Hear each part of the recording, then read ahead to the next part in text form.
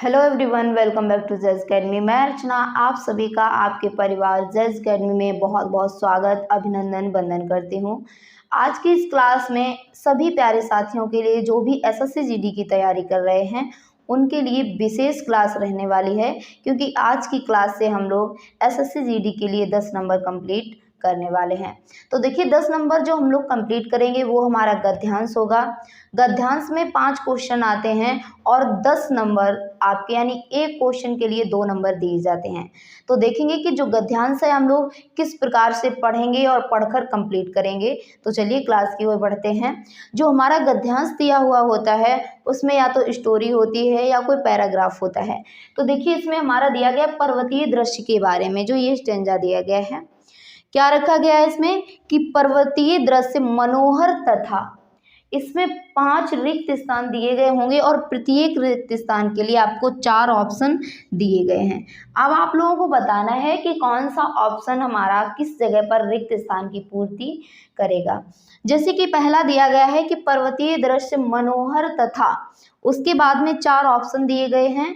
चुनिए सभी लोग कि मनोहर तथा मनोरम होता है या दिव्य होता है या विशाल होता है या आकर्षण होता है। तो मनोरम जो हमारा शब्द है इसका मिलता जुलता एक शब्द हमारा दिया गया है आकर्षण, इसलिए आपका ऑप्शन डी बिल्कुल ठीक हो जाएगा। मनोहर तथा आकर्षण क्या हो जाएगा? आकर्षण होता है। उसके बाद में देखिए नेक्स्ट लाइन पढ़ के ही हमें सारी जो गद्यांश होती है कंप्लीट करनी होती है, क्योंकि पढ़ने से सेंस लग जाता है कि किस स्थान पर कौन सा शब्द हमें रखना होगा। तो देखिए अगला इसमें दिया गया है लाइन अगली कि इससे प्रकृति के प्रति मानव की या प्राणियों की या पशुओं की या निसर्ग की।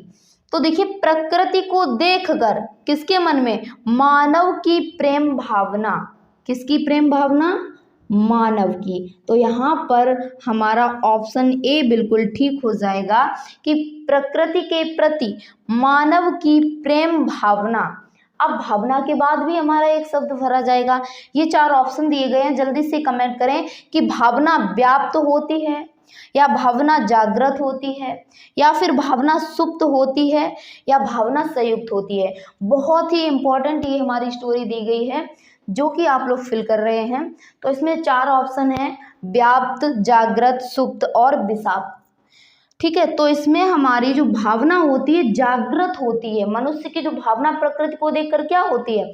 जागृत होती है। जागृत का मतलब क्या होता है? जाग जाती है जो भी भावना अंदर होती है। तो यहाँ पर हमारा ऑप्शन बी बिल्कुल ठीक हो जाएगा। क्या होगा? प्रेम भावना जागृत होती है। प्रेम भावना क्या होती है? जागृत होती है। उसके बाद पर्वतीय दृश्य का कुछ क्षण के लिए, ये पीछे शब्द दिए गए हैं, तो पर्वतीय दृश्य का अनुसंधान या स्मरण या मनन या अनुकरण। तो देखिए पर्वतीय दृश्य मान लो हमने कुछ देखा है तो कुछ क्षण के लिए हमारे मन में उसका क्या रह जाता है? स्मरण रह जाता है। बार बार हम वही चीज यूज करते हैं, याद करते हैं, तो क्या हो जाएगा यहाँ पर? मात्र कुछ क्षण के लिए स्मरण यहाँ पर हमारा हो जाएगा। ऑप्शन बी बिल्कुल राइट हो जाएगा। यानी जो पर्वतीय दृश्य का स्मरण मात्र कुछ क्षण के लिए चिंता तथा व्याकुलता से, अब इसके बाद मुक्ति प्रदान करता है या रिक्ति प्रदान करता है या संप्रक्ति प्रदान करता है या समाप्ति प्रदान करता है। तो जो स्मरण होता है, बार बार हम जो वो चीज याद करते हैं, तो स्मरण मात्र कुछ क्षण के लिए चिंता तथा व्याकुलता से मुक्ति करता है। यहाँ पर क्या फिल करेंगे? मुक्ति करता है। तो इस प्रकार से आपको पढ़ने के बाद ही ये फिल करनी है, जिससे आपको पूरा सेंस समझ में आ जाए कि कौन सा शब्द हम किस शब्द के अनुसार वहां पर रिक्त स्थान की पूर्ति कर रहे हैं। एक बार इसको पढ़ लेंगे दोबारा से, ताकि कोई ऐसा शब्द ना हो जो हमारा अलग अर्थ दे रहा हो। जैसे इसमें दिया गया है पर्वतीय दृश्य मनोहर तथा आकर्षण होते हैं, इससे प्रकृति के प्रति मानव की जो प्रेम भावना होती है जागृत होती है।